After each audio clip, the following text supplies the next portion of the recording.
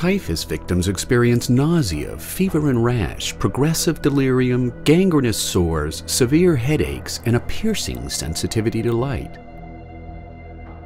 The name typhus comes from the ancient Greek word typhos, meaning smoky or lazy, which describes the state of mind of those afflicted by late-stage disease.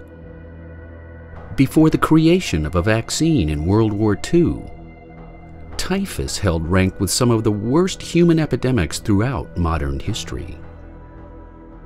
The responsible bacteria, identified today as Rickettsia prausickia, is now known to be widespread in rodent populations, although it ultimately transmits to humans via mites, fleas, body lice, and the North American flying squirrel.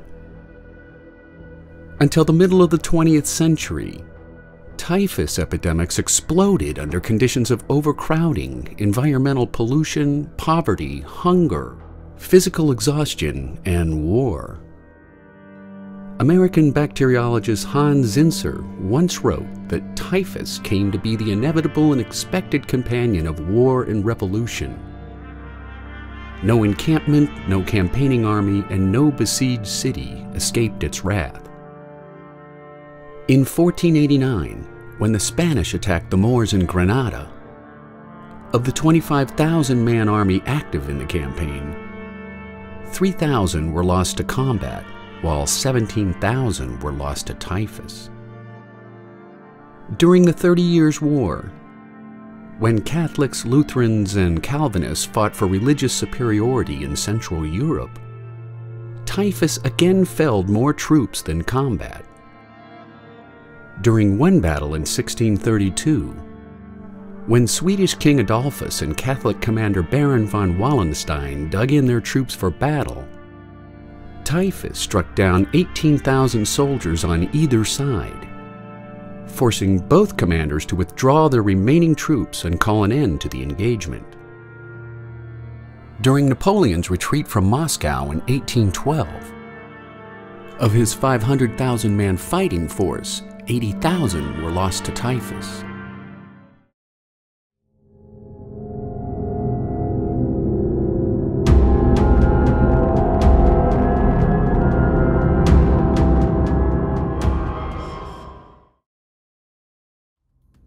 Characterized by a slow progressive fever and prolific diarrhea, typhoid became known as one of the most feared conditions throughout the 19th century.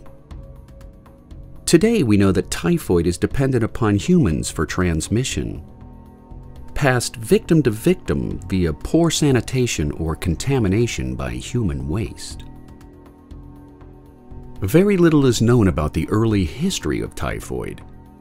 However, many historians believe that typhoid took the lives of more than 6,000 settlers in the English colony of Jamestown, Virginia between 1607 and 1624.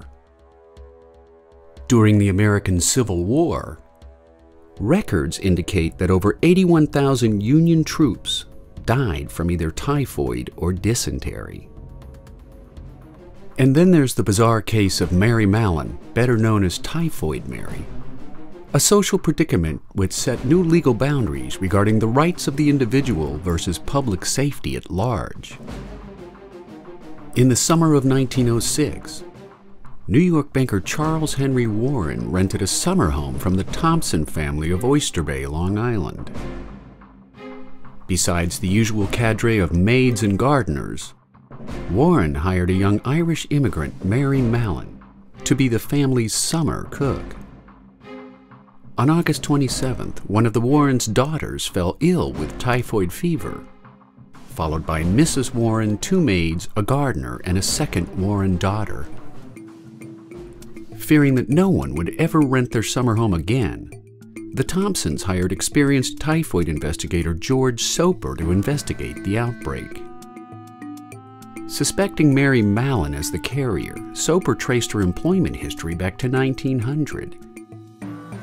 In the process, Soper discovered that Mallon had held 7 jobs as a cook, sickening 22 people with typhoid and causing the death of 1 young girl. when Mallon refused to give Soper the necessary samples required for a positive identification of typhoid, he returned with Dr. Josephine Baker and 5 police officers. Instead of submission, Mallon lunged at Soper with a carving fork before fleeing the scene. When the police finally caught up with her 5 hours later, they were forced to literally sit on Mallon as they transported her to the health department on North Brother Island. Believing that she was being unfairly persecuted, Mary Mallon began a long string of legal battles in an effort to regain her freedom. "I never had typhoid in my life," she emphatically maintained. "Why should I be banished like a leper and compelled to live in solitary confinement with only a dog for a companion?" After 4 years of imprisonment, Mallon was set free on the promise that she would never cook again for other people.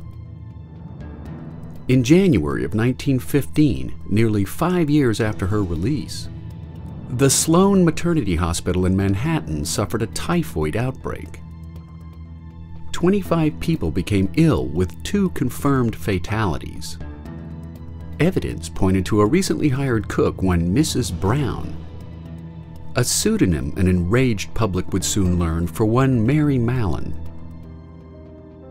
Mallon was sent back to North Brother Island, this time for the remainder of her natural life.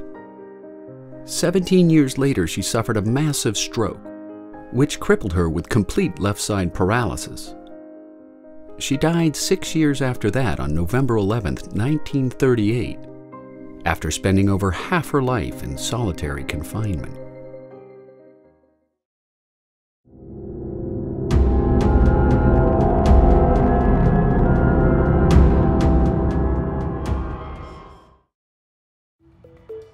Characterized by nausea, vomiting, and copious bouts of diarrhea, up to 5.5 gallons a day, untreated cholera patients soon become dangerously dehydrated. Nearing death, victims display the classic cholera physiognomy of puckered blue lips and cadaverous, sunken facial features. Children between the ages of 2 and 4 hold the dubious distinction of the highest rates of infection. Rooted in the Indian subcontinent, cholera became one of the most widespread and deadly diseases of the 19th century, taking the lives of an estimated 30 million people worldwide. Cholera remained a geographically isolated disease until the start of the 19th century, when the first pandemic struck Bengal, India in 1816. In 1883, while traveling in Egypt with German colleagues, Robert Koch came face to face with cholera when an epidemic broke out in Alexandria. Following necropsies of the dead, Koch and his team found a bacillus in the intestinal mucosa of persons who had died from cholera. Late in 1883, Koch requested authorization for his team to sail to Calcutta, India to investigate a second cholera outbreak. This time, on January 7, 1884, Koch announced to the world that he had isolated and identified the Vibrio cholerae bacillus as the bug responsible for the disease. Koch and his team returned to Germany as national heroes. First tuberculosis, the headlines announced, now cholera.